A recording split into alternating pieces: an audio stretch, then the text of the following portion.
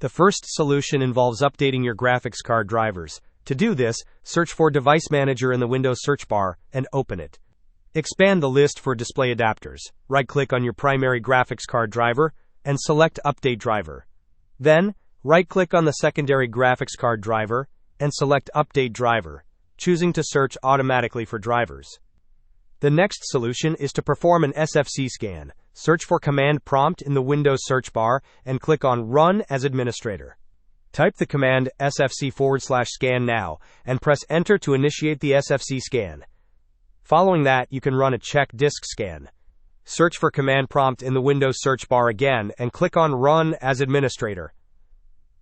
Type the command chkdsk /f/r and press Enter. You will be prompted to confirm the disk check on the next restart. Press Y, and then press Enter. Lastly, if the issue persists, consider restoring your system to an earlier restore point. Search for Recovery in the Windows search bar and open Recovery. Click on Open System Restore, then click Next. Choose a suitable restore point from the available options, click Next, and finally click Finish. Confirm the restore process by clicking Yes. Hope this was helpful. Don't forget to like and subscribe if you enjoyed. As always, thanks for watching, and I will see you in the next video.